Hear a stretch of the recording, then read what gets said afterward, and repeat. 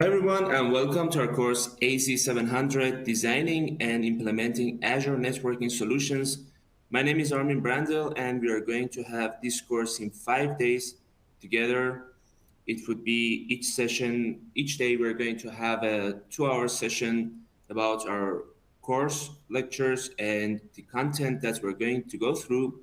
And then you are going to have half an hour uh, break time, and after that you will go to do your labs. During this session you will have 2 hours and a half to do your labs. So I'm going to talk a bit about this course, and then we're going to start that. The first important part is that this course is an official course from Microsoft, and it's about the networking, and it's actually an associate uh, certification that would help you to get that certification AZ700 for your experiences that you're going to do during this course. I'm going to explain about myself a bit so you get to know me much better. As I said, my name is Armin Brandel. I have different certifications from Azure and from Azure Administrator AZ104 to network engineer and security engineer, and all of those. Uh, Also, some security certifications from identity and access administrator to information protection administrator, and some fundamentals certifications. I have other experiences before starting as Microsoft trainer.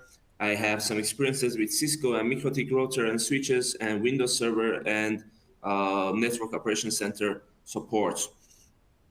I have more than 3 years experience as the Microsoft certified trainer, and currently I work by MS Tex in Mexico, and I deliver different courses to different organization and different clients around the world. In this course, as I said, we are going to have our session for 2 hours, and we are going to go through the topics that I'm going to show it to you, which topics actually we are going to talk about during these 5 days. And after those 2 hours, you're going to have your break, and after that, we're going to have our lab session. There is actually no prerequisite for taking the exam, but you will need some experiences to understand much better the configurations and how to implement, for example, virtual networks or virtual machines in Azure. But we're going to go through everything actually from scratch. So for those who don't know so much about the networking and the uh, virtual networking, you would know it much better. So that's the plan, actually, what we're going to do. But anyway, during this course, we are going to understand the network configuration, including TCP/IP and DNS also. And also, we are going to see some configuration about virtual private networks and firewalls and some encryption technologies. Anyway, you need to know those before starting this course. It would be much better, but actually we are going to talk about everything from scratch. And it would be much better if you would have some understanding about hybrid network connectivity methods such as VPN, and understanding of software defined networking, and understanding resilience and disaster recovery, including high availability and restore operations in regard to networking. With this course and this exam AZ700, you will get the network engineer role. It's actually supposed to be for that role within your organization. So to know if this course is the right one for you, and if it really helps you to do your task in your uh, job role within your organization. So actually, This one would help you. We are going to talk about different virtual networks. We are going to talk about virtual machines during this course, about IP addresses within Azure, about hybrid networking, about site-to-site VPN, point-to-site VPN, DNS zones, so many stuff about subnets, and all the stuff will help you actually to have a better architecture and better understanding of what your organization needs within your cloud and connect that to your on-prem network to have better results actually from your cloud services. Uh, this course has actually 700. It's an associate certification. So before that, it's actually recommended to take the AZ 900 course. It's about the fundamentals, but uh, it's not prerequisite to get that certification. But anyway, it's better to know and understand the fundamentals of Azure. It will help you so much to understand better the definitions of different associate courses. These associate courses could be also AZ104 or other courses that would help you. And after that, you would be able to get one of the experts certifications that would be Azure Solutions Architect Expert AZ305. And actually, that would be the best certification from Azure infrastructure. And but for knowing that and to understand that, because one part of that is actually networking, so it's better to understand much better about the networking and about the Azure administrator.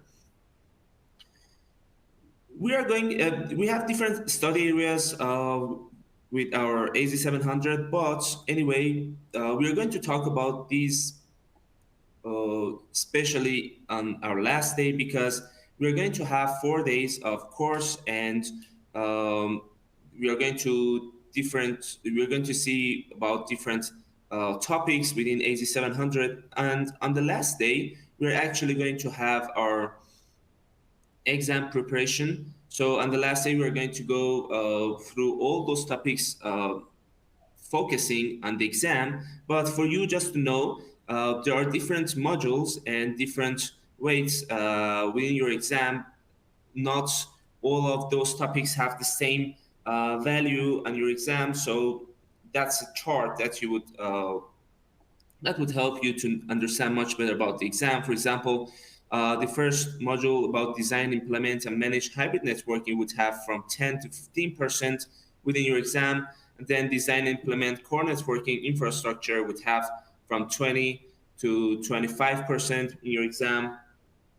You would have design and implement routing that you would get 25 to 30% in your exam, and also secure and monitor networks from 15 to 20% in your exam. And the last module, design and implement private access to Azure services, from 10 to 15% in your exam. And we're going to talk about those, but in general, you would need 700 points out of thousands by your exam. And just to notice that some questions may have more value than others because they have more correct answers, and there are no negative points for if you guess something and if you're not sure about in your exam about an answer, and you just choose one of those with maybe a bit luck, you would get points for that question also. And as I said, there are different modules, different topics within this course. And here we see that we have 8 modules today. For example, we are going to go through those first 2 modules about introduction to Azure Virtual Networks and designing and implementing hybrid networking. These are the 2 modules that we're going to check those today. And on the rest of the days, we are going to have every day different modules. And the second day, we are going to have those 2 modules about designing and implementing Azure Express routes and load balance non-HTTPS traffic in Azure. On the third day, we're going to check the next two modules about load balance, HTTPS traffic in Azure, and design and implement network security. And on the last day, and the fourth day actually, we're going to check those last two modules, design and implement private access to Azure services, and design and implement network monitoring. And on the fifth day, as I said, we are going to have our exam preparation that would help us actually to know how the exam exactly is and how the question would be. We are going to have some knowledge check on the last day on our slides, so you get familiar with some of those questions that you may have in your exam. And the materials that you may need. Also, I know that you would have access to your portal from your labs and all those. But anyway, anytime that you need an answer for something or you need to study more detailed about something, you can go to uh, the Azure, the Microsoft Learn, and there you can find all modules that we're going to talk about. There, as you can see, there are 8 modules, and you can check all of those there and get better information and detailed information about all of those that we're going to talk about today in this course.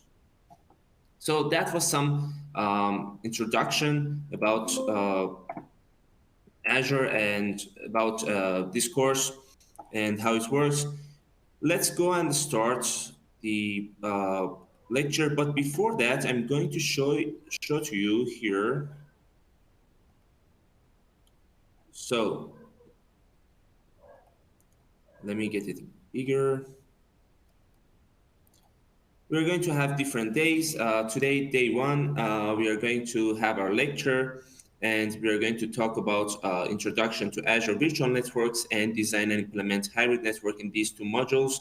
And in your homework after this course, you would have 2 hours and a half um, to go through some labs. We're going also, I'm going at the end of the course today, I'm going to show to you how it works with the labs a little bit, so you would get familiar with the labs also. But anyway, you are going to do those labs during your homework. On the second day, we would have those two modules, as I said, and then your labs and so on. So we are we're going to have our lectures, and in your homework you would need to do some labs and maybe some of those topics that we cannot cover totally within our course because of the time and because we only have 2 hours per day. So but in general you would need to do those labs on your homework. And the last day, as I said, it's about the exam preparation. So you know that on the last day, we're going to go through all those modules, all those 8 modules, and check some of the important parts for your exam. So knowing that, I'm going to, let's go to our lecture.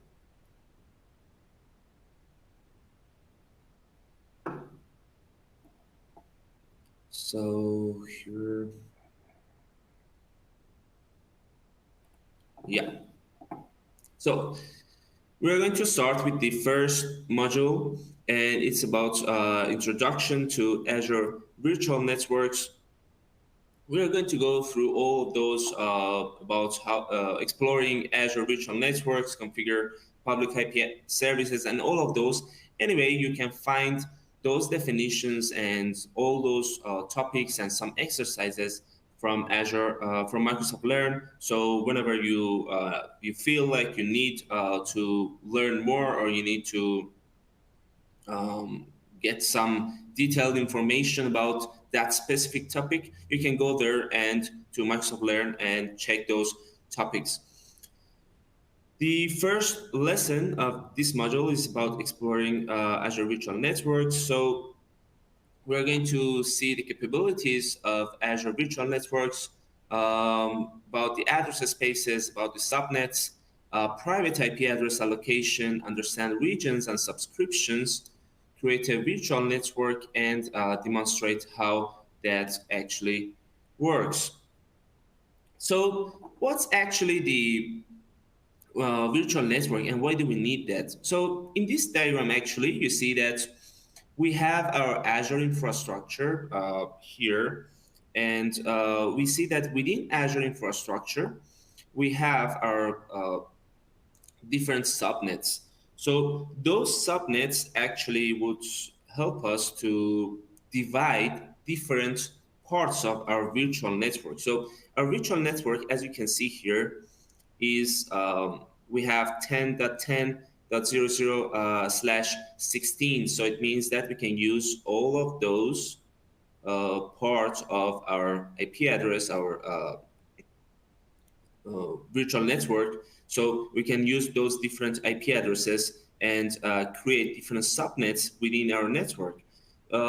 Here, for example, we have our front-end subnet and our back-end subnet. Why?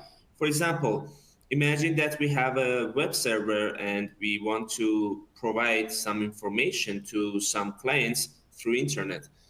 We are not going to put our database server also within the access for the client. So we are going to separate those web servers and those database servers because the web servers are going to be shown to the clients which are in the internet, but our database are internally. So we are not going to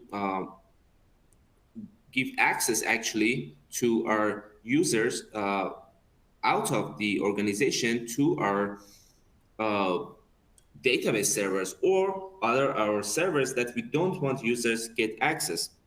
So that's the whole idea. We are going to create different subnets. As you can see here, we can have our backend subnet and with the slash 24. So this division would actually let us to have 256, 55 IP addresses within that subnet, and we can use those IP addresses to actually to assign different IP addresses to our servers. That's the whole idea. And here we have our other subnet, which also is 24/24. We are going to talk about the different subnets and different IP addresses so you get more familiar. But for now, just knowing that we are getting actually some divisions from our virtual network to give access to different parts of our organization. So that's the whole idea. And as you can see, we can have some network security groups rules.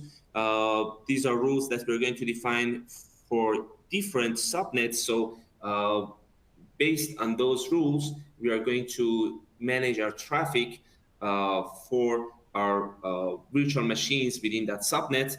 And also we have load balancer. We're going to talk about load balancer later on. But for now, that we are going to balance the load of those virtual machines so we could have more scalability and more availability of those devices within our network.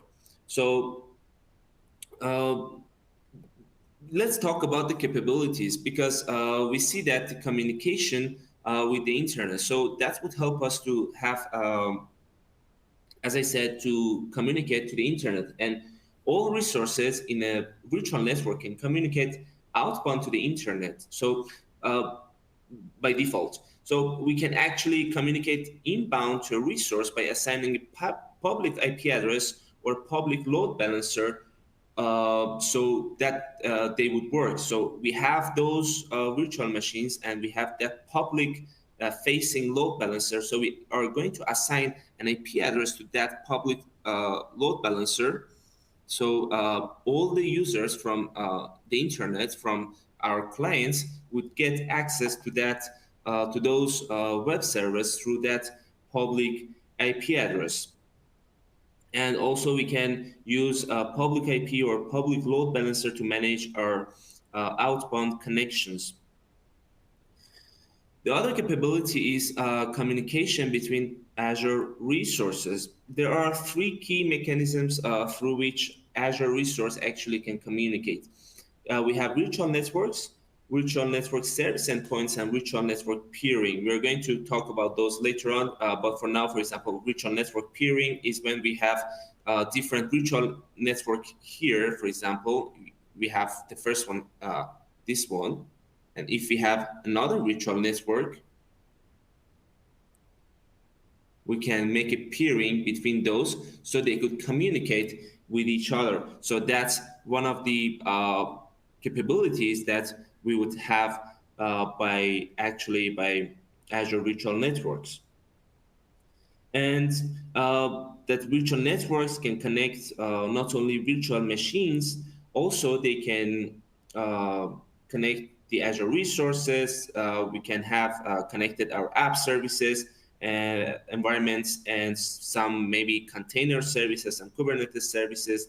And also we could have the scale set for our virtual machines here. The scale set is when we have different virtual machines working, and they're scaled to work together, and we can add or remove some virtual machines within the when it's working actually.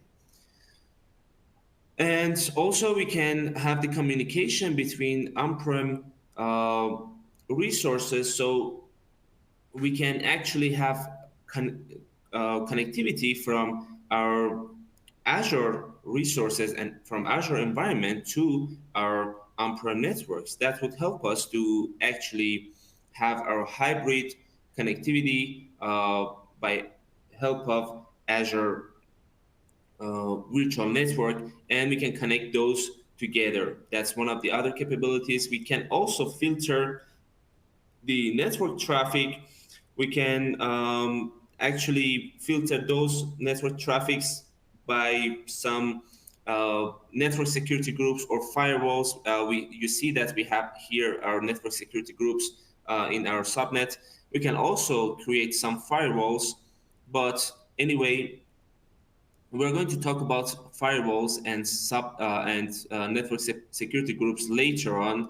But for now, just you know that network security groups is much easier to implement and much cheaper than firewall. If you implement firewall for your organization and for your subnets, it would cost you more, and the configuration would be a bit more complicated. So the best way and the easiest way and fastest way to get control to your subnets is actually network security group. And then we have our routing network traffic, that we can have some route tables. We can use maybe BGP routes for our network. So all those rules or route tables that we're going to define within our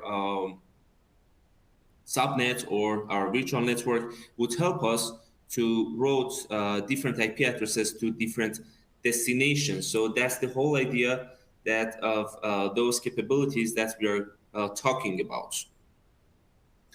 So we talked enough about the capabilities of virtual networks. Let's see about some address spaces and um, those reserved IP addresses. So in general, for those who are familiar with networking, so you know that that's RFC 1918, that those IP addresses are reserved for internal usage. So you see that that is 10.0.0.0 slash 8 actually, which allows you to use all of those IP addresses for your internal organization. And then we have 172.16.00 to 172.31.22, 255 and 255 slash 12 that you can use from 172.16 to 31 within your internal network. And then we have also 192.168 slash 16, which means that you are going to be able to use those IP addresses to 255 within your internal network. In Azure, actually, we have 5 IP addresses which are reserved. So whenever you create a virtual network or you create a subnet, you need to consider that 5 IP addresses from those which are available for you would be used by Azure and are reserved by Azure. So it means that if you have, for example, here 192.168, and let's I'm going to 268, and you would have 0, 0. If you write, for example, backslash maybe 30, it means that if it's 32, it's one IP address. If it's 31, there are 2 IP addresses. If it's 30, there are 4 IP addresses. So if it's 30, actually, you cannot use any of those IP addresses because you would get 4 IP addresses available, but there are 5 IP addresses actually that are reserved by Azure. So the minimum should be 29. So you would get 8 IP addresses, and from those 8 IP addresses, you would get 3 available, because always the first one is the network address, which is used um, in general by your network address. And the second one will be .1, that is reserved by Azure for the default gateway. We're going to talk about the gateways also later on. Then we have .2 and .3 reserved by Azure to map the Azure DNS IPs to the virtual network space. And the last one, which is the broadcast address. So these are the IP addresses which are reserved by Azure. And then we have unavailable address ranges that which we cannot use. These are in general the only one that is especially for Azure is that IP address 168.63.129.16. That IP address is the internal DNS for Azure. So all of those, for those who know about networking, all of those are in general always you can never use those IP addresses. But in addition to those IP addresses, you cannot use these special IP addresses neither by Azure, because it's the internal DNS, which is actually for Azure. So we talked actually too much about the IP addresses, but in general, these address space actually, when we create a virtual network, we must specify a custom private IP address space using public and private addresses. So we can use all of those. And Azure assigns resources in a virtual network a private IP address from the address space that we assign. For example, if we deploy a virtual machine in a virtual network with address space of maybe 10.00.0/16, the virtual machine will be assigned a private IP like 10.00.4, because the first 4 IP addresses wouldn't be used, and then the next IP address, the next available IP address would be .4. And then we are going to create some subnets for our virtual network. We talked why do we need the subnets and why are we going to use those subnets. So actually it's for a division within our network. So those subnets would help us to have different parts and different sections of our network separated from each other for the security reasons, for the architecture reasons, for whatever reasons that we have, we can actually divide those subnets from our network. And as you can see here, we have different subnets, /24 and /27 for gateway subnet. We are going to talk about the gateway subnet, but for now, so you know, always you would need a separate subnet for those gateways. You cannot use that subnet for other purposes. So whenever you have the you have to create the gateway subnet, you know that that subnet is especially for your gateway and cannot be used by other resources. So that's the whole idea of those subnets and how to configure those. And then we can actually have our private IP address allocation.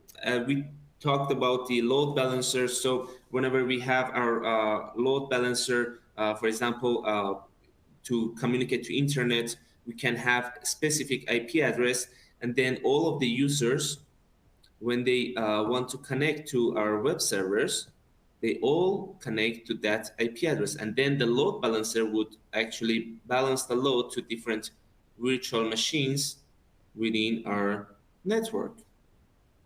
That's the whole idea and the usage of the load balancer.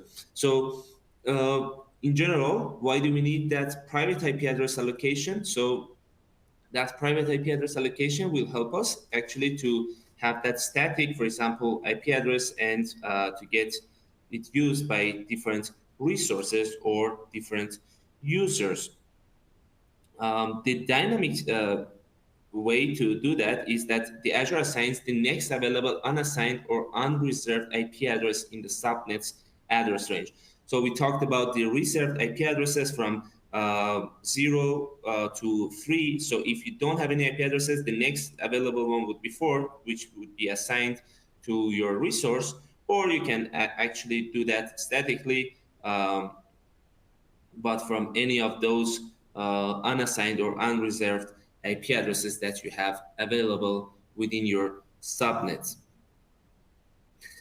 And here you can see the different regions and subscriptions that you may need to have for your virtual network. So the moment that you are actually configuring your virtual network, it's really important to know which region are you going to implement that, and which zone actually would help you to get the better functions.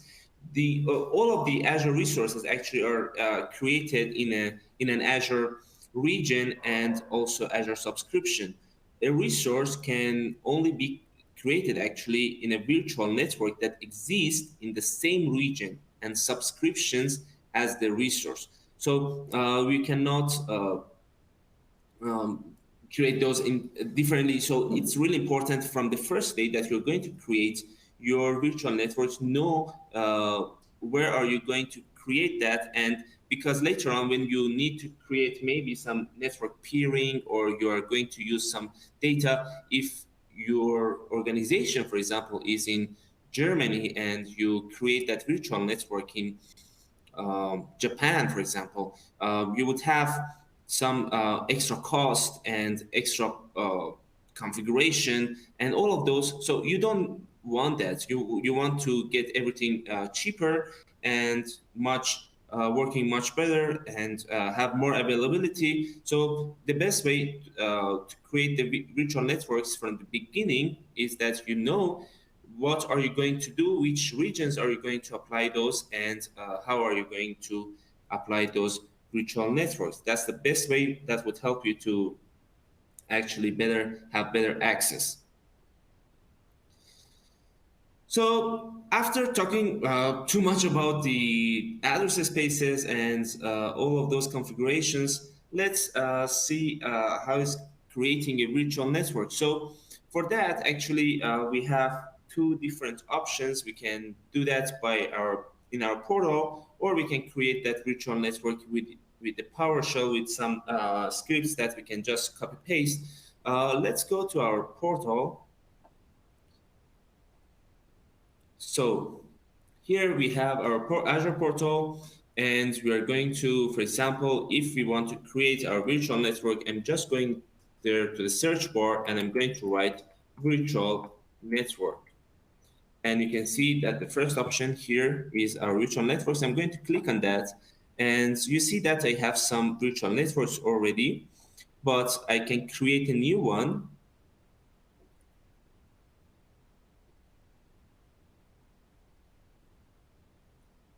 So when I want to create the new one, I see the subscription here, And then the resource group.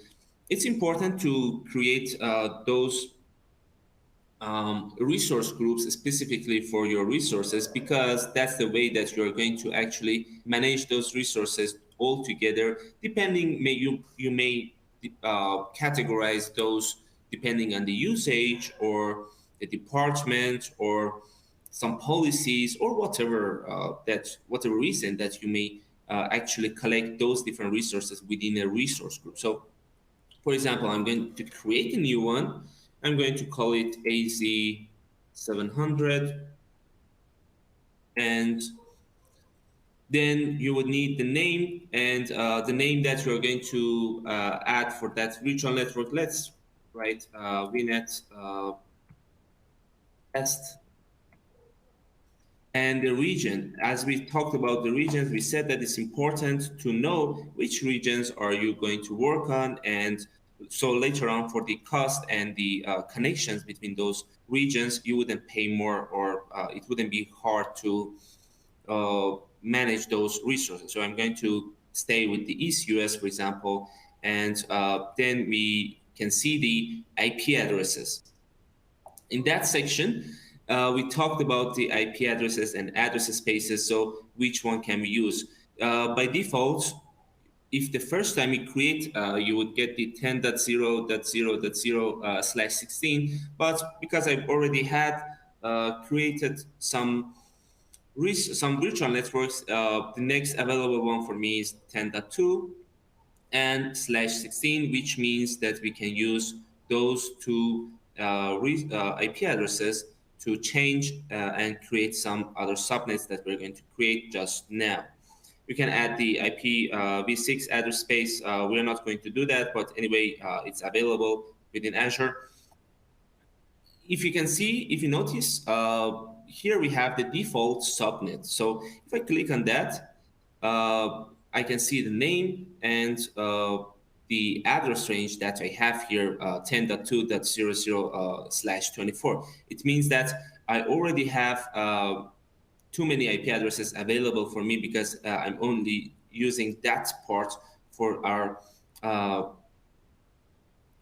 subnet. We can use also the rest of our subnet for our virtual network to create different subnets. So I have this one, but I can create a new one. I can add the subnet and maybe subnet name subnet1. And I'm going to have the 10.2. I have the 0.0, so I'm going to choose the 1.0 and /24. So I'm going to use .1.0 because the 0.0 is used by the default subnet, which is actually being created automatically when I create a virtual network. And as you can notice here, you see that I would have only 251 IP addresses, not 256 IP addresses, because 5 IP addresses are being used by Azure. So I would get 5 less IP addresses than expected. That's the how it works actually.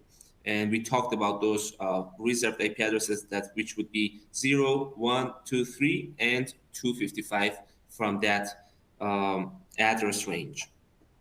If it's a NAT gateway, we're going to talk about that. So I'm not going to change any configuration here, and I can just add that. And you can see I have a new subnet here. We are not going to create more, but anyway, you would be able to create some more subnets. Later on, you would see that for some of the configurations, we would need specific subnets, for example, for our gateway or for bastion or for firewall. We would need to have a new separate subnet. And also, it's important that to know that subnets can't talk to each other unless we do a network security group configuration. So those subnets are actually separated. We are separating the resources in those subnets. So it means that those resources cannot talk to each other, they would be able to do that only if we configure some NSC rules that we're going to talk about those. But for now, just knowing that when we are separating resources by subnets, they wouldn't be able anymore to talk with each other. So we have our address space and our subnets here. I'm going to go to next security, and we see that some configurations that for security, for example, Bastion host, if it's disabled, if I enable that, I would need to create that space, address space, and the name. So as I said, it would need a new one for DDoS protection standard. I need to choose the plan. I don't have any plan for now, but we are going to talk about the DDoS protection. Anyway, there are two types which is basic, which is enabled for all of the users, and this is a standard one, which you need to pay for that. You would get better usage, and also the firewall, which you can use you must use another subnet for that firewall. But as we said, we are not going to create those. We're going to check those on other days of this course.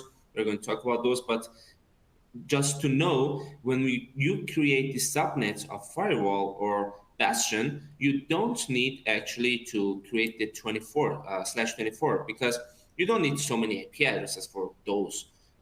It's the best way to create maybe a /20 9/28, 27. We would get some recommendation within the Azure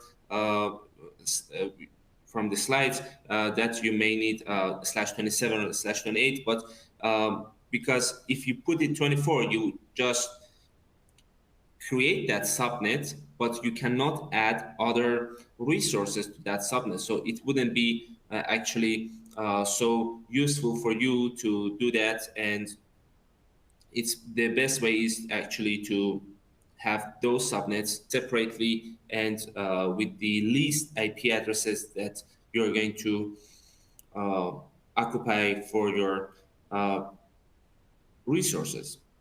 And the next one is the tags. We can add the value of the tag. We're not going to do that, and we're just going to review and create.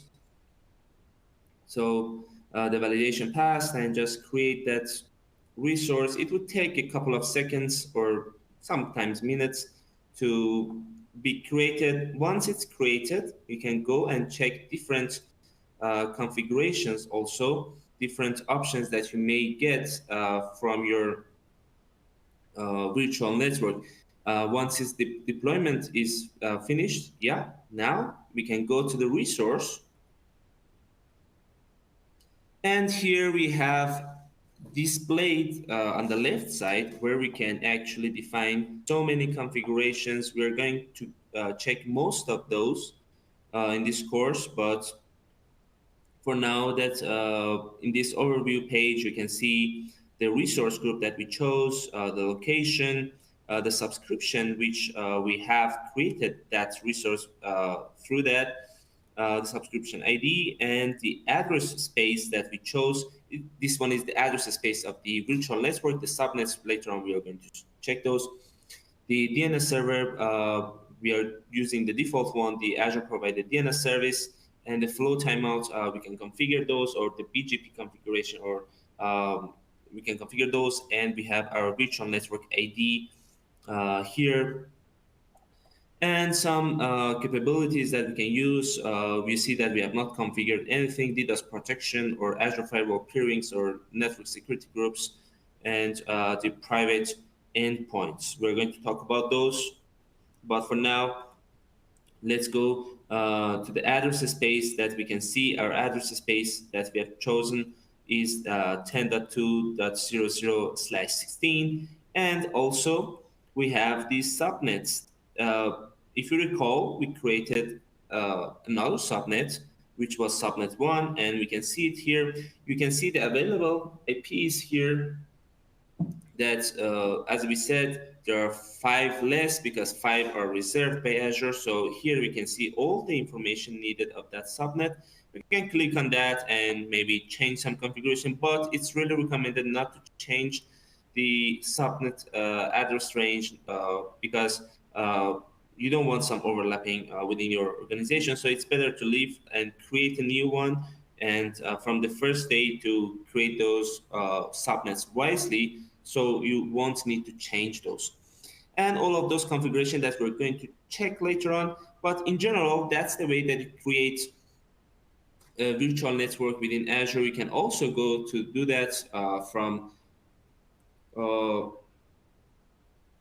PowerShell, but we are not going to do that. It's just going to PowerShell and just create those by default by some copy and pasting some codes that which are written in Microsoft Learn. You can copy those and paste those and just change the name of the Azure resource. That's the way that actually it works. So we talked about the IP addresses and about the virtual networks. Now let's go and talk about the IP services. In this lesson, we are going to check the public IP addresses, choose the appropriate SKU for public IP, and creating public IP addresses uh, within Azure. So in general, the public IP addresses, we have two ways. We have the dynamic and static way to actually assign IP addresses to different resources. For example, here we have our virtual machine that would be we actually we assign the IP to the NIC, and it could be dynamic and static. As you can see here, we have our load balancer, which it has the front end configuration and all those different configuration that's for application gateway, for Azure Firewall or NAT gateway, we can actually assign the IP addresses. And just to notice that it's not possible to assign dynamic IP addresses to Azure Firewall nor the NAT gateway, and you must assign the static one to those resources. Then we have our SKU for our public IP address. It's important to choose the right SKU for your public IP address, so it would help you to have different capabilities, because with the basic SKU, it's actually it's assigned with the static or dynamic allocation method, but the standard one would use only the static allocation. They have some differences, and the basic one is the one which is open by default, but the and we the NSGs are optional, but the standard is actually secured by default, and it's closed to inbound traffic. It's not open by default, and allow inbound traffic with network security group. Then we have the assigned to network interfaces, VPN gateway, public load balancers, or application gateway. And for the standard SKU is assigned to network interfaces, standard public load balancers, or application gateways.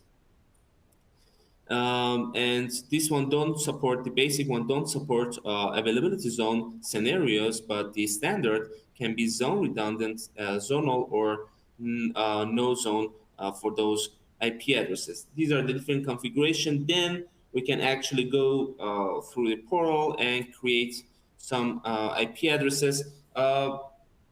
It's so simple. It's just going to the portal and just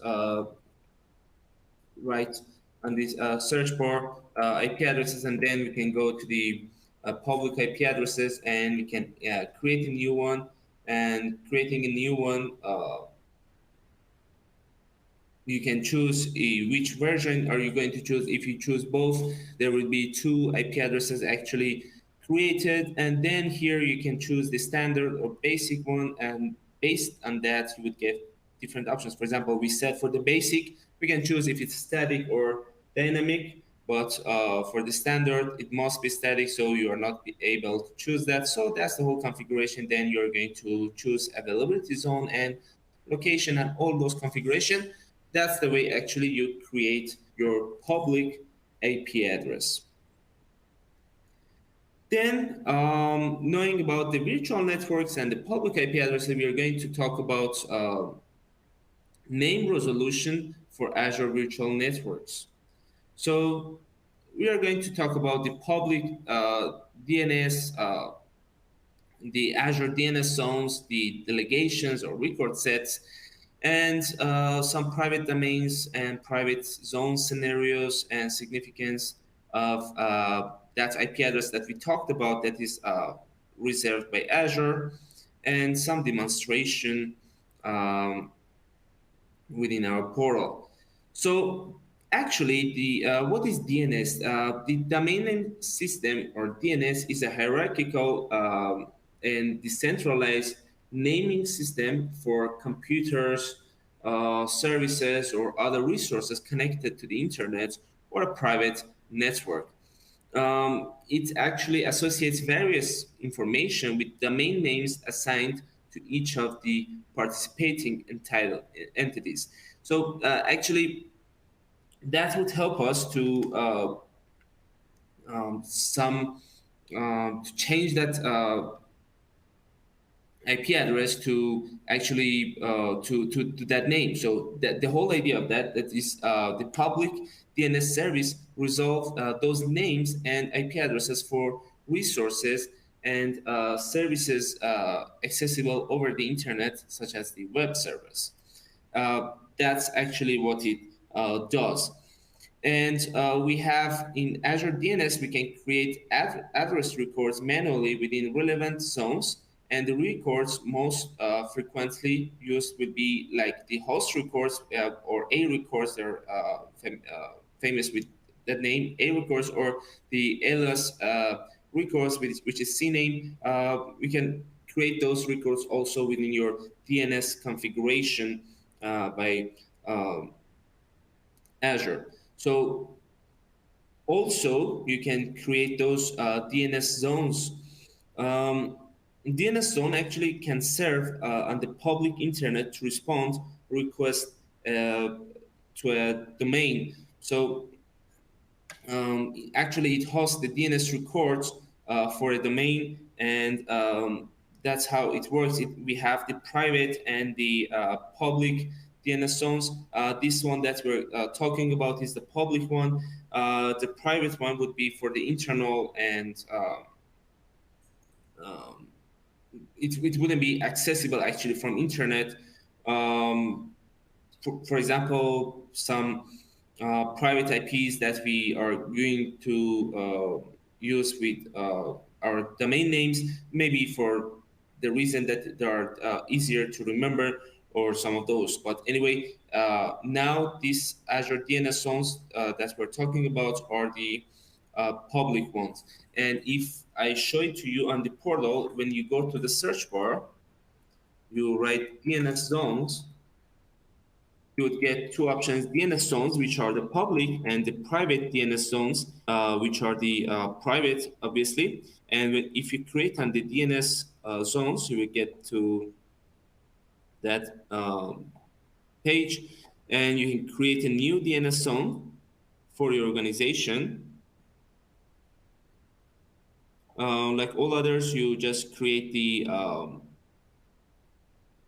you just choose the resource group, and let's write the name, and you need to write the address of that you want to actually uh, add. And so I'm going to write that one, or you can also use that zone is a child of an existing zone already hosted in Azure DNS.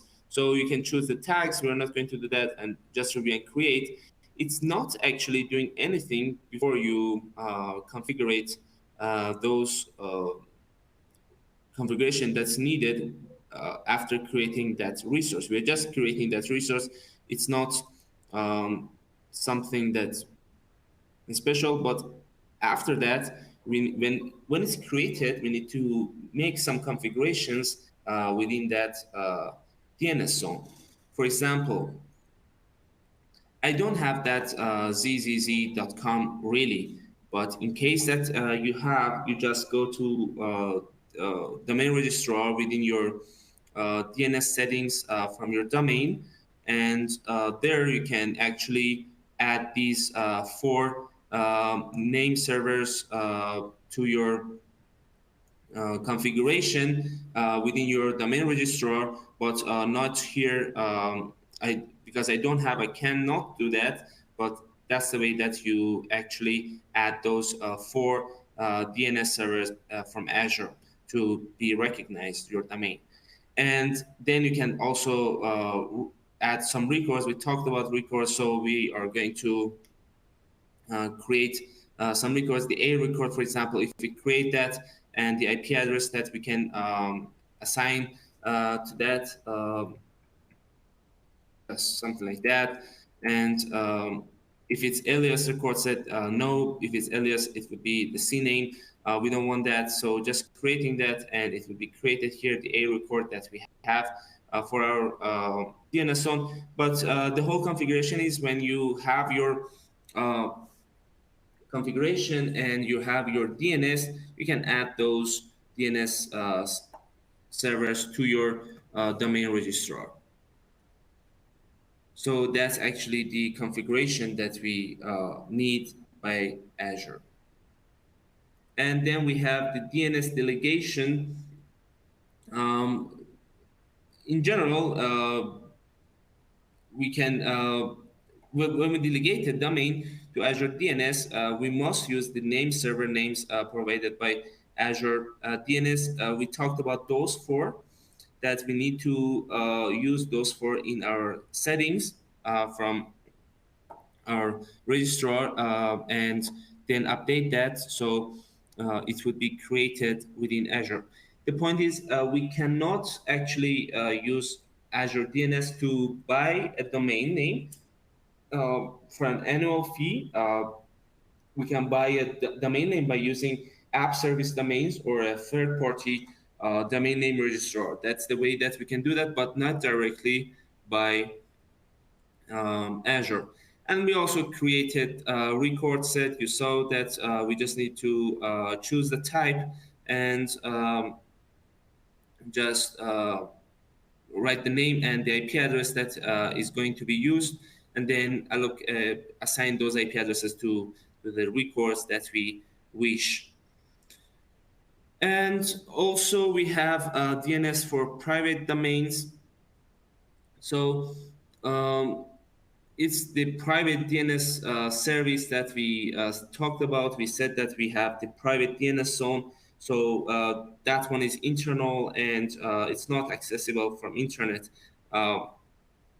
So the whole idea is that when there is a request to Azure DNS, so there will be a response with the private IP address, and then from that virtual machine, it will connect to the resource with that private IP addresses, and it use our own custom domain names that we can configure. I show it to you within the portal. You get two options: the private and the public one, which we created the public one, but the private would be the same, and you can just go and configure that private one. And the scenario for that would be that we have, as I said, we have some maybe virtual machines that, for example, it's easier for us to remember that domain name, and we just want to have that privately, not public. So that's the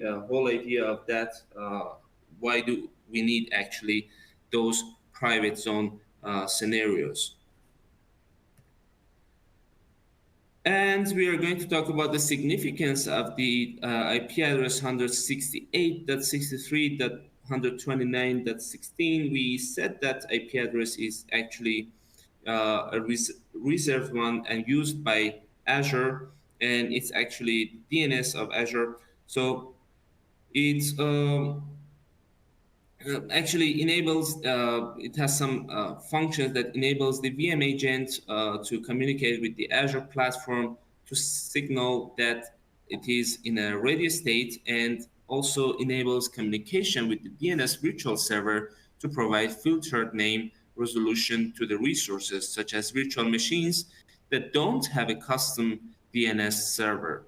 So in general, these are the functions, the capabilities of that IP address, and the idea is that you cannot use that IP address because it's used by Azure and reserved by Azure. So we talked about the virtual networks, about the DNS and the IP addresses. Now let's take a look at the virtual network peering. If you remember, when we talked about the subnets and different subnets within a virtual network, we said that those subnets cannot talk to each other because they're separated, and even knowing that the subnets cannot talk to each other, so we are sure that virtual networks cannot talk to each other neither. So the idea of virtual network peering is that those two virtual networks could have a direct connection, and so all the traffic would go through Microsoft backbone infrastructure, and that's the way that they could connect with each other. And it would be fast and high bandwidth and private by Microsoft Backbone. So that's the way that we're going to have a peering between those virtual networks so they could talk with each other. But the point is they cannot have overlapped IP addresses. That's really important to know. So in this actually lesson, we are going to talk about virtual network peering, gateway transit and connectivity, service chaining, configure virtual network peering, and how actually it works. So we have two types of virtual network peering. If both of them are within the same region, so it would be regional virtual network peering, and if they are in different regions, it would be called global virtual network peering. So as I said at the beginning of the course, it's really important at the beginning when you are creating your virtual networks, where are you creating those virtual networks? So that's the idea. And the virtual network peering obviously connects those virtual networks to be connected through the Azure backbone. And that's the way actually how it works. And as I said, they cannot have IP addresses overlapped. So that's really important to notice. As it's written here also, IP address spaces of connected networks can't uh, overlap. So that's the important part of that to notice when you are peering to different virtual networks. So actually how it works, let's go to the portal. And if I go to my virtual networks, I see I have different virtual networks. And if I go to the one that we created, virtual network test, on the left blade, I would see that under settings, I would see that option peerings. So if I click on peerings, I'm able to add a new peering. So here is where I'm going to define the configuration of that peering. So I'm going to give it the name, peering 1, and we would have different options: traffic to remote virtual network, if I'm going to allow or block all traffic to the remote virtual network. Obviously I'm going to allow. That's the reason that I'm creating that virtual network peering. Traffic forwarded from remote virtual network, if we're going to allow or block that, and all other configurations. And the remote virtual network, which name are we going to give it to that? So peering 1, actually it's better to write a better name like peering VNet, maybe VNet Oslo to VNet Tokyo, something like that. But it's a lab environment. I'm not going to write that. But anyway, it's better to give a better understandable name, meaningful name, so it wouldn't be like that, because peering 1 doesn't mean anything.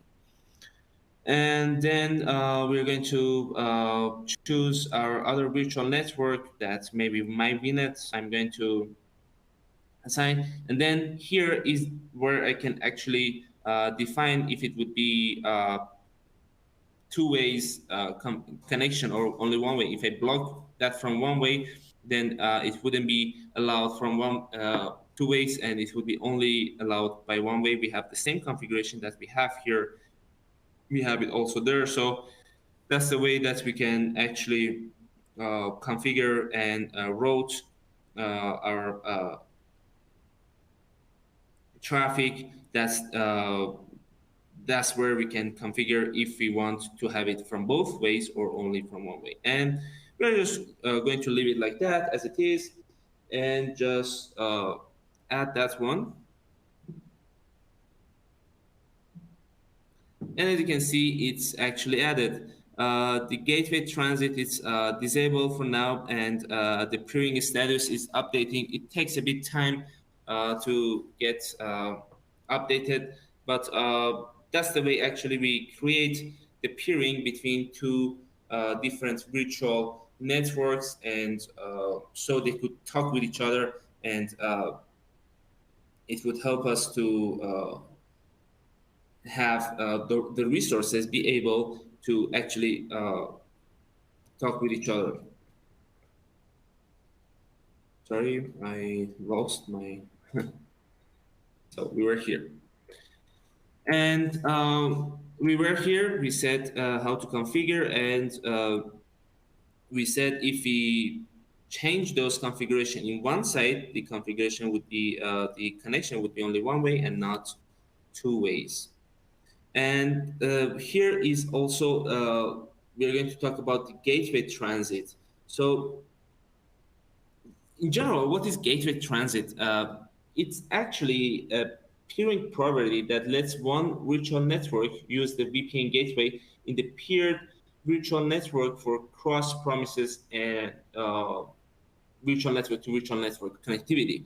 And it actually allows spoke virtual networks to share the VPN gateway in the hub. So it's a hub and a spoke model. So we have our spokes model or devices here, which are connected to a hub, and then they're paired with the gateway transit. So that's the way that we need that gateway transit for us. So it would help us to have to achieve that hub and spoke model to have only one hub uh, configuration, and to get all the traffic being transited to our hub, and then be divided to our spoke resources. So that's the idea of gateway transit if we want to configure that. Then we have service chaining. Service chaining is enabling us actually to direct traffic from one virtual network to a virtual appliance or gateway in a peer network through the user-defined routes. So that's the whole idea why we need the service chaining. As you can see, also it's about the hub and hub and spoke. We have our hub virtual network and our spoke virtual network, which are connected to that hub, and it could be used by network virtual appliance or VPN gateway that could be defined by our service chaining, and it's actually leverage user-defined routes and service chaining to implement custom routing. It would help us to have our custom routing actually defined. So that was also about the peering, about the virtual networks. Let's go and talk about the traffic routing. So in this lesson, we are going to talk about the virtual network traffic routing and the user-defined routes, the force tunneling, the Azure route server, and the routing problem, how it works. So in general, we have different types of routes by Azure. We have system routes, default routes, and custom routes. What do those mean actually? The system routes, it's automatically by Azure when Azure automatically creates system roles and assigns those roles to each subnet in a virtual network. We cannot create actually a system or remove those system roles, but we can actually override some system roles by our custom roles. So if we don't like some of those system roles, we can go and configure our custom roles to override those. Then we have our default roles. These are the default routes which are actually in our network, and each route contains an address prefix and next hop type. So when traffic leaving a subnet is sent to an IP address, within the IP address prefix of a route, the route that contains the prefix is the route Azure uses actually. And whenever a virtual network is created, Azure automatically creates the following default system routes for each subnet within the virtual network. And that's the way actually those default routes work. And also we can create our custom routes. Those custom routes would help us, as we said, to customize which routing would we like to have, and also to override some of those system routes which we don't want to have. And we can have our route table defined within Azure that would help us to actually to configure our routing, as we said, the custom or user-defined routes. Um, it's going to associate actually that route table with the subnet that we have created. So whenever we create that route table, we need to associate that route table to one of our subnets that we have within Azure. And also we can configure our force tunneling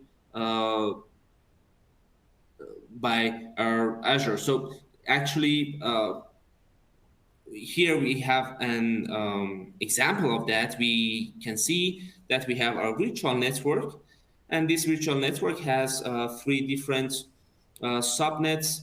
We have the front-end subnet, we have the DMZ subnet, and the backend subnet. So these subnets are private and public, because the backend would be the private one, and the front end would be the public one. So that's a public one, which is front end, which are for the users facing configuration. And then we have our DMZ, which is for our configurations. And we are going to add, for example, our routing table only to our front end. So that would help us only to route and to create those custom routes only for the users for which are accessing the front end subnet. So that's actually in general how it works. And when we create that, then we are going to write the subnet and the how it works. In general, in Azure Portal, we can go to route tables, like just search for route tables. And when I create a new one, it's you just like always, you need to choose those configuration and route one, gateway routes, and yeah, I'm just going to leave the configuration as it is. I'm going to create that. And once it's created, because till now we have not done anything, we have just created a resource just sitting there not doing anything. And when we go to the resource, we will be able to go to the roles and add a new one. And there is actually where we can define our roles. And for example, I don't know, maybe virtual appliance, and if it's service tag or IP address, then we can add our IP address, next hop IP address, and all of those configurations. And then we can go to the subnets and associate that to a subnet. So here we have a list of our subnets where we can assign that route table to our subnets. So that's actually how it works within subnets and our virtual networks. And also we are able to configure that forced tunneling, as we said. Um, in general, actually, forced tunneling lets us to redirect or force all internet bound traffic. So back to our on-prem location through a site-to-site VPN tunnel for actually the reason of auditing if we need that. Uh, it's it could be actually critical security requirements for different IT enterprise policies.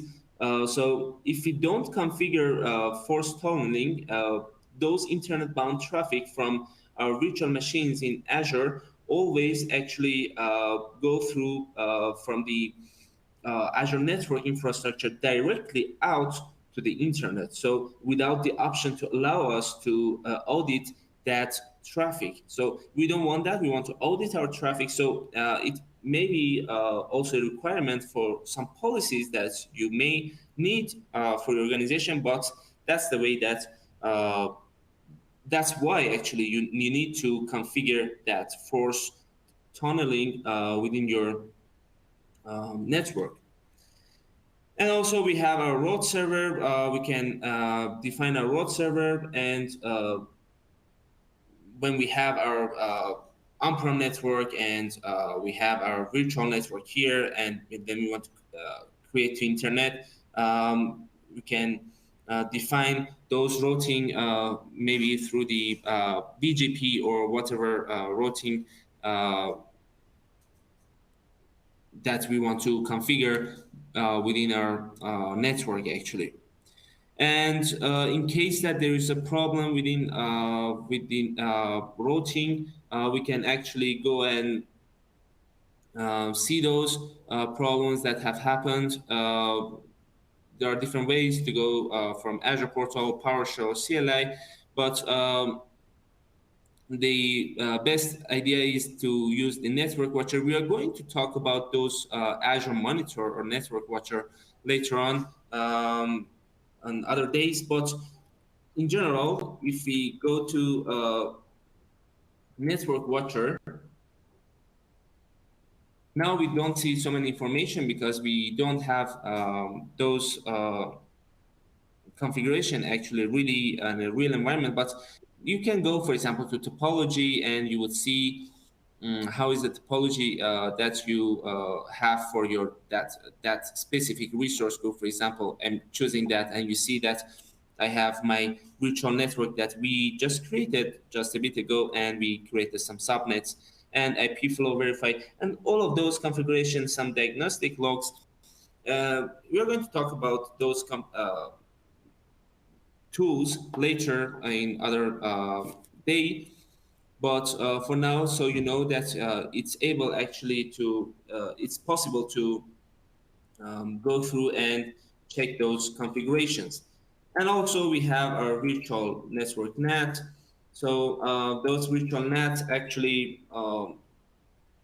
it's help us actually to have only one NAT to be responsible for our connection to our network. It could be like for our destination or also for our source. So when we configure actually NAT, or it could, for example, destination NAT, it allows actually, for example, if we are going to allow direct RDP, for example, to a mid-tier virtual machine instead of RTP to a public virtual machine and then to a private virtual machine. So that's the way that we can use that NAT. So the whole subnets and the virtual network, the information would go to the NAT, and then we can assign a public or private IP address depending if it's the source NAT or the destination NAT, and to communicate within our other resources. It actually helps us to have more security because we are not going to give the IP address of all our resources. We are just going to give the simple IP address for our NAT, and then from the NAT it will be routed to our resources within our organization. And that's the idea of NAT. It could be SNAT, the source NAT, or DNAT, the destination NAT, and that is how it works. And it's also compatible with the inbound and outbound. As we said, that's the way that we are going to create the source and the destination ones. And how to deploy that, you can just go to search for NAT within your portal and configure that. It's not actually, we are not going to go that, but you may have it in your lab, so you can go through and create your NATs. That was about the first module. We are going to go to our second module. So just give me a moment, please.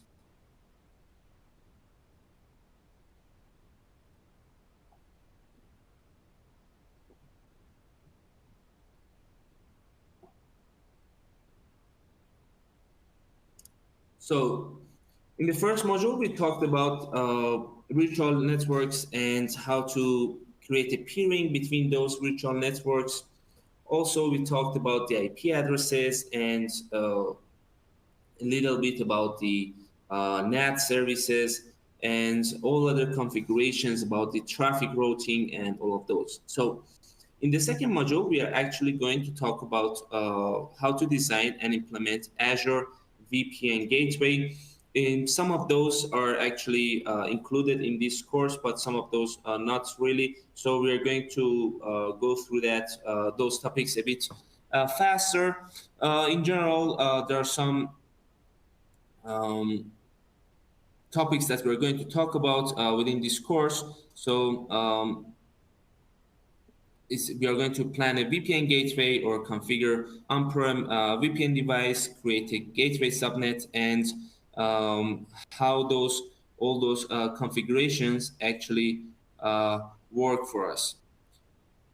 So the first thing is to plan a VPN gateway, but to start that, it's important to know what is actually a VPN gateway. When you're planning actually to a VPN gateway, there are three architectures that we need to consider. It's if we are going to have point-to-site connectivities, or if we are going to have site-to-site or site-to-site through internet, or site-to-site through some private services like Azure Express Route. We have not talked about Express Routes yet, but in general, so you know, when we talk about the VPN gateway, what are we talking about? So the VPN gateway is actually encrypted, and the configuration, for example, here we have our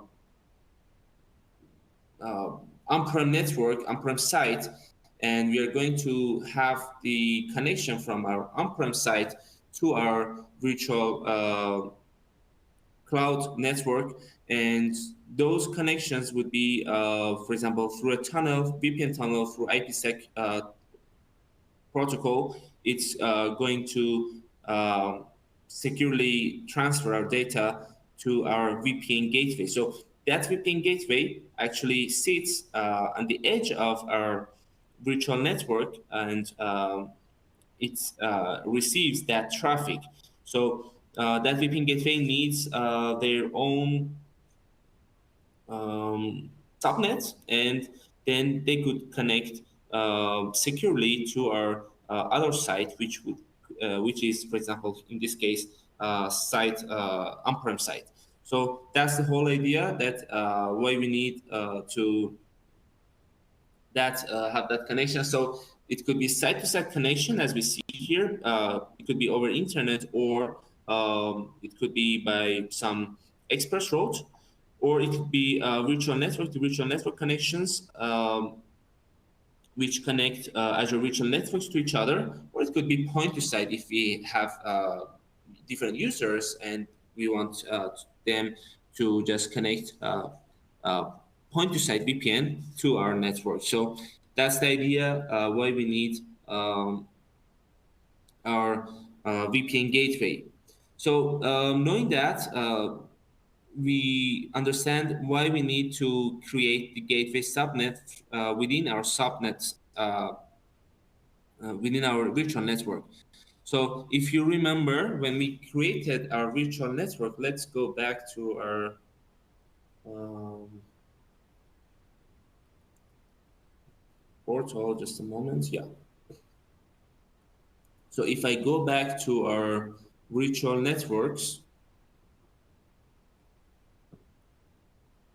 and I go to VNet test that we just created and I go to subnets, you see that we have the option of gateway subnet. So if we create that gateway subnet, it would be created for our gateway, for example, VPN gateway that we need. And as we said, we need a separate subnet always to be created for our gateways. So that's what actually we do. And let's go back to our presentation. It's important to have /27 or /28 whenever you are going to create that, because as we said, we are not going to leave so many IP addresses for our gateway. We're just going to use some of those because if we choose 30, we won't have any available, because 5 are being used by Azure and reserved by Azure, and the rest would be nothing. And if we choose 24/24, we are just losing so many IP addresses because we are not going to add any other resources to our gateway subnets.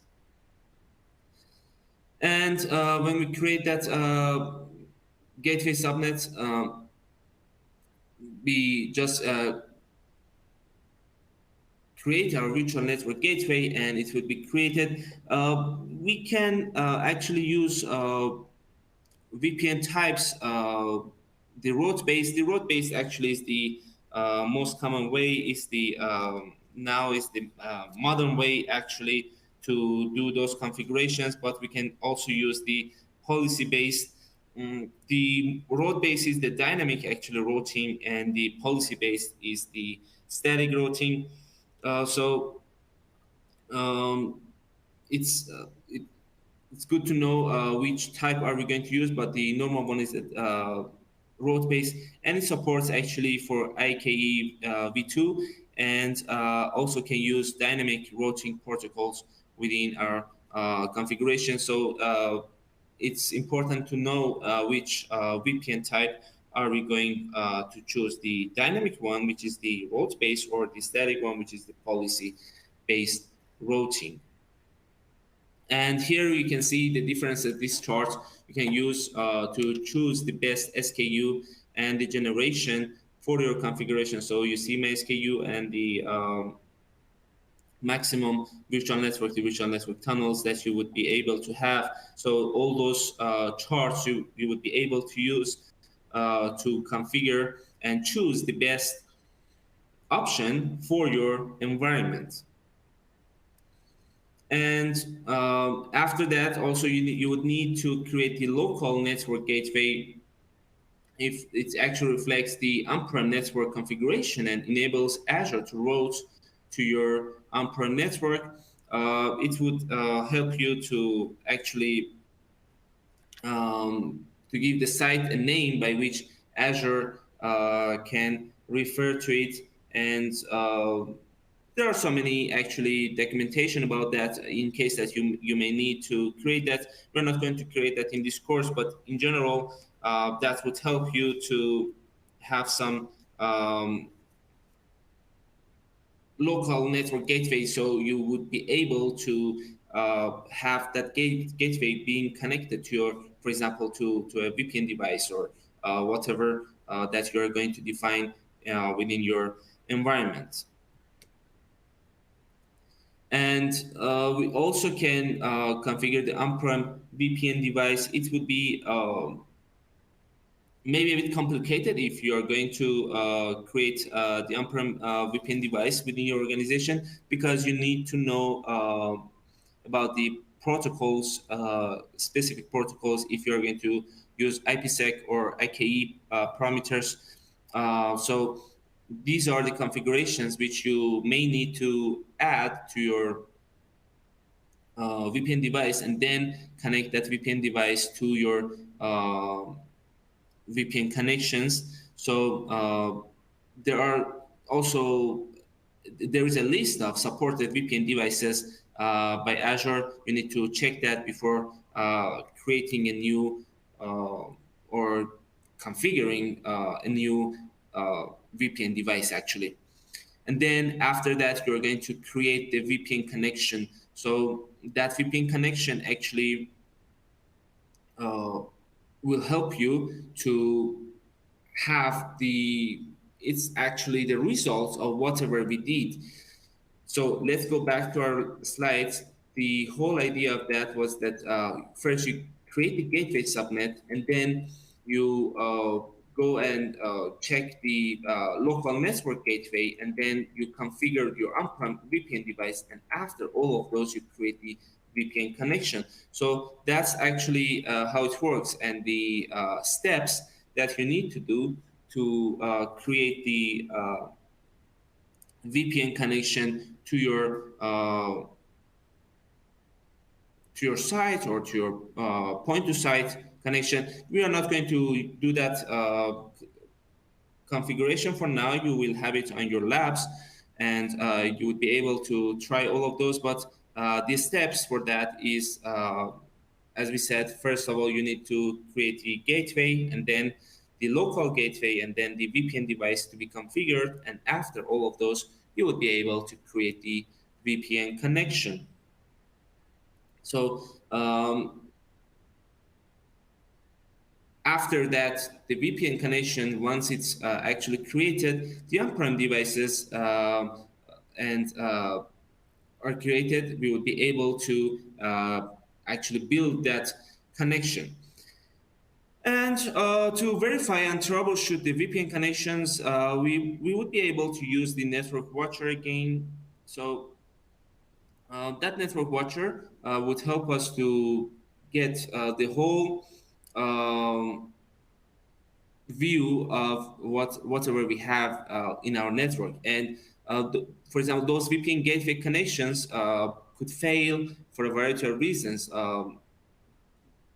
Although a network engineer would be able to troubleshoot many connectivities issues from experience, or from some documentation, that network watcher would help to actually validate so many things. So, for example, you can validate VPN throughput to a virtual network. You can troubleshoot Azure VPN gateway using diagnostic logs, and check whether the on-prem VPN device is validated, or verify so many of those stuff that would be able within the network watcher. And also, it's really important whenever you are planning to have your VPN connections to have the high availability for your configurations actually. So that would help us. We have, for example, two types. We have active standby and active active. So if it's active standby, you would have the Azure VPN gateways. You would have two. One of those is active, and the other one is standby. It's actually good, but it's not the highest availability. And if you have both of those, active is the highest availability for you to have the connection to all your on-prem network VPNs. So that's the way that you get the highest availability, which would help you to configure much better your network. Now we are going to talk about networks, how to connect those networks with site-to-site VPN connections. We talked about the VPNs, and we said we have two different ways. We have the site-to-site, and we have the point-to-site. And the site-to-site also could be from internet, or from the express route actually configuration. But in general, the site-to-site VPN is, for example, is the concept of connecting our corporate network to a Microsoft Azure network. So we have our corporate, our on-prem network, and we're going to connect that to the backbone of Microsoft. So through internet, in this case, this one is from Microsoft, which we have our virtual networks, and this is our corporate.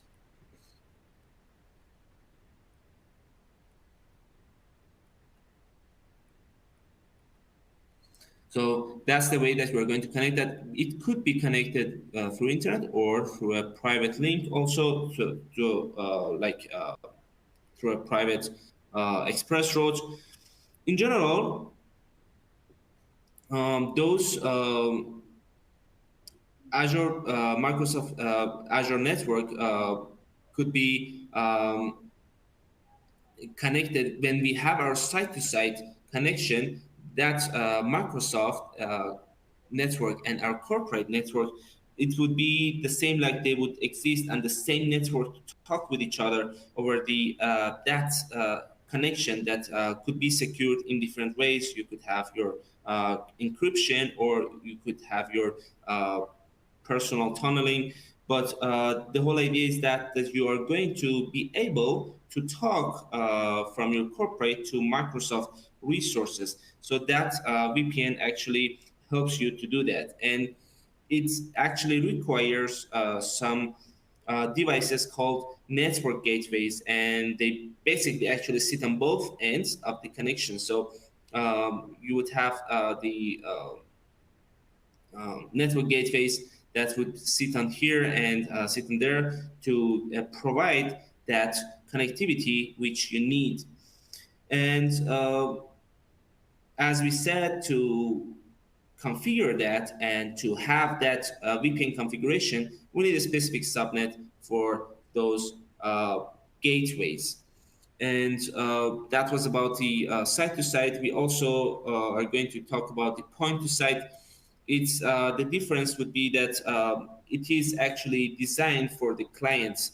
So it's not going to connect all our site to our Microsoft environment, but each user, as you can see here, could connect itself to Microsoft Backbone through different devices and through different protocols, and that's the way how it works.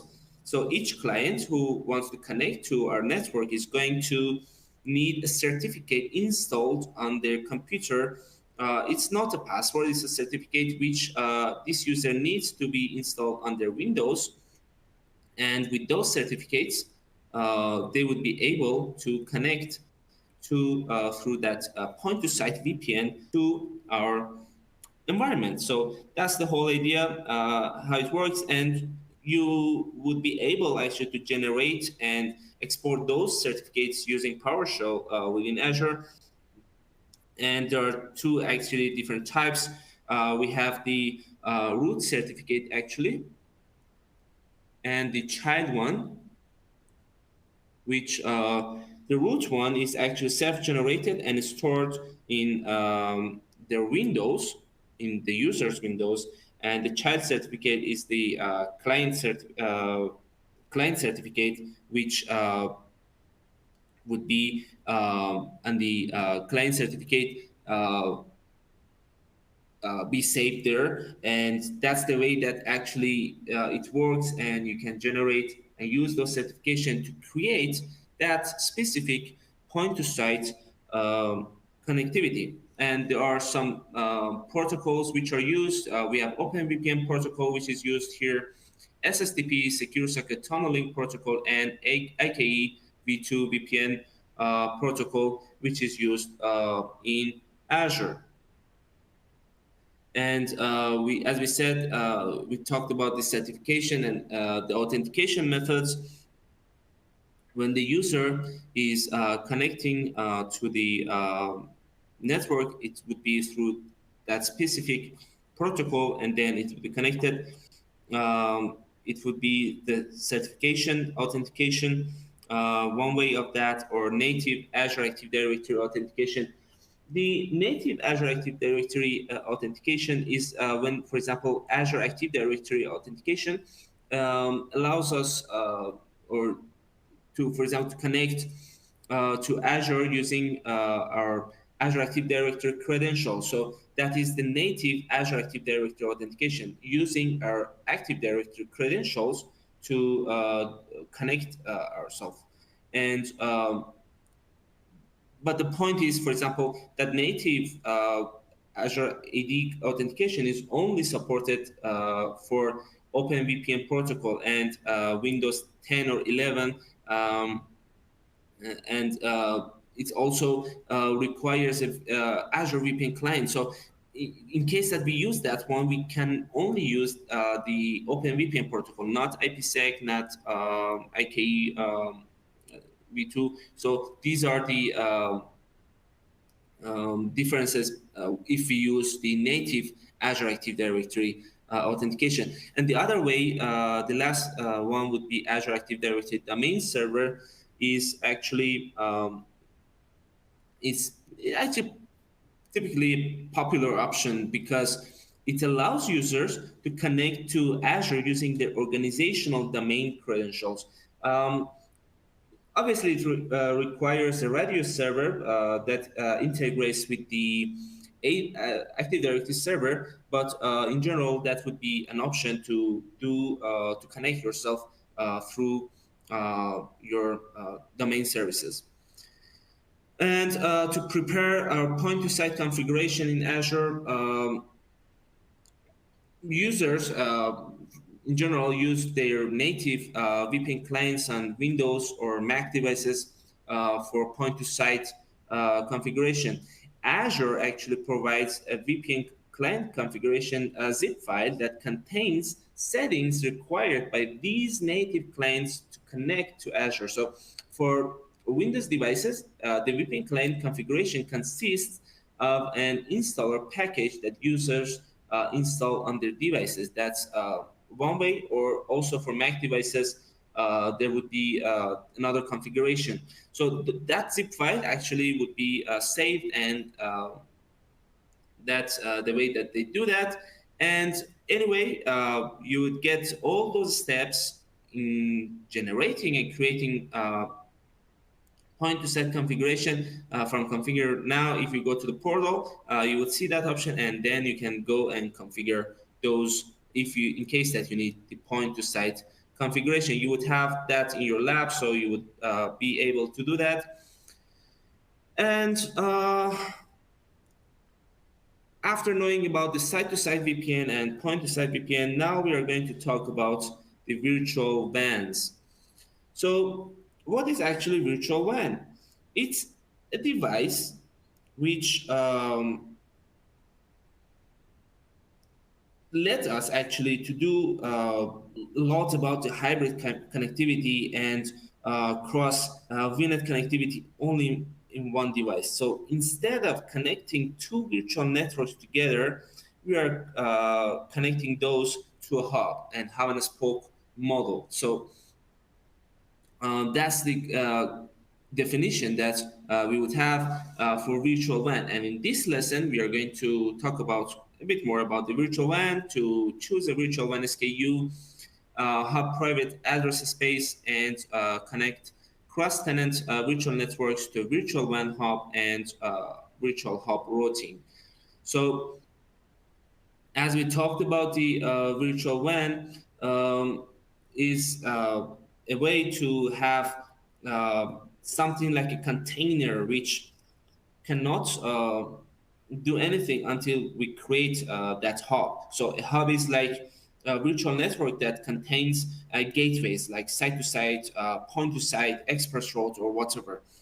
So it brings together all of those, and it uses the hub and spoke model to have our network. So as you can see in this diagram, we have our virtual networks, and we have two different virtual WANs. So those virtual WAN hubs are using that hub and spoke model to have connections to those other branches or other virtual networks. And then there is also a connection between those hubs. So we have also hub-to-hub connection for those virtual WANs, and there are two types of virtual WANs. We have the basic and standard. We're going to talk about those different types later on. In the next slide, we see that the different options that we get from those, obviously the reason is the pricing model of those different types of virtual WAN. So the basic one practically is only for site-to-site VPN connections, but the standard one, you can configure all of those express routes, user VPN, or site-to-site, inter-hub, and VNet to VNet transiting through the virtual hub. So with the standard one, obviously we get more options, but it would be much, the pricing would be higher, obviously. And then you would need to configure whenever you create a virtual hub, you need to minimum address space is 24/24 to create a hub, so that you need to consider about that. Let's go and, for example, if we want to create a virtual WAN, we just go to the search bar and we just write the virtual WAN. And as you can see here, I can click on that and I can create a new one.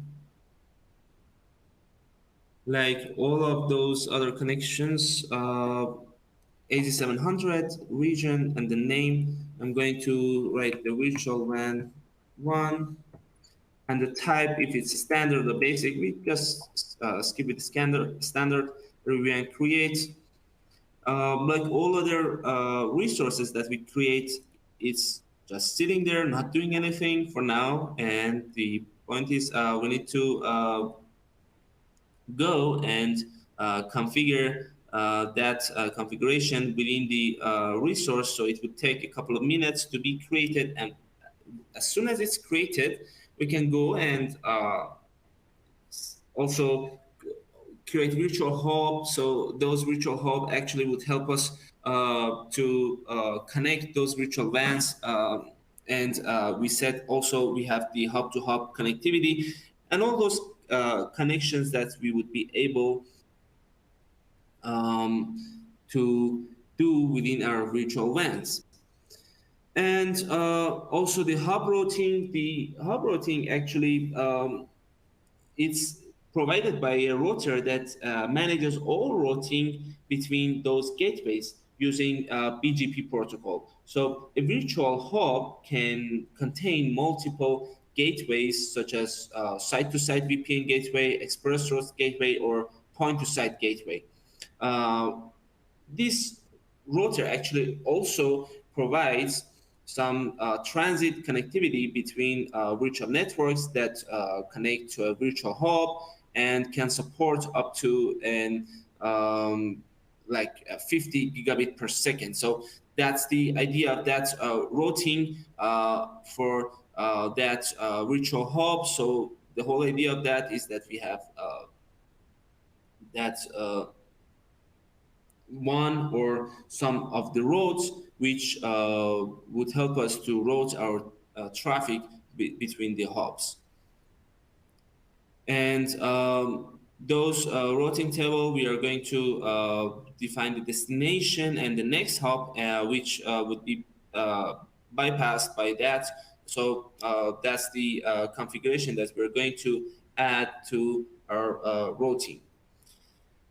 And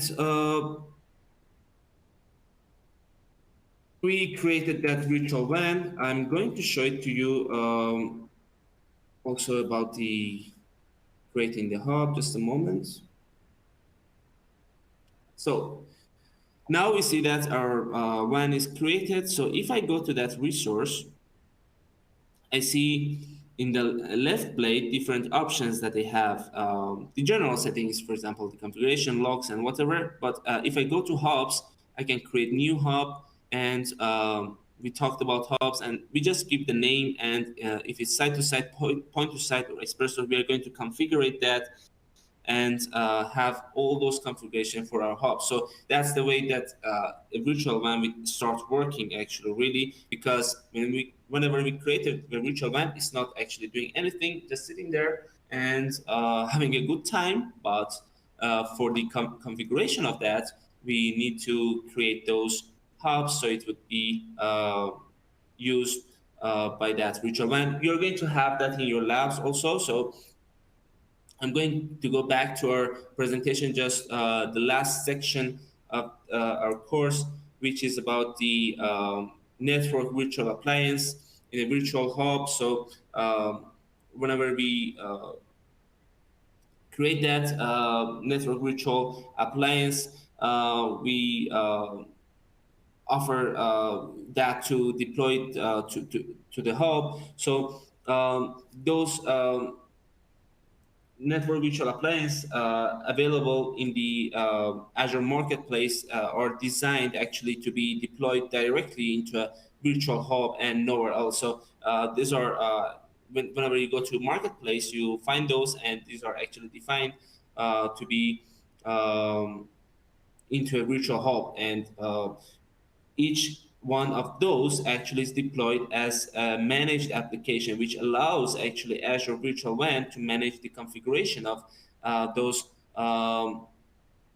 MVAs, and cannot be applied actually be deployed within the uh, arbitrary virtual network. So that's the whole idea of creating those MVAs, and you just go to your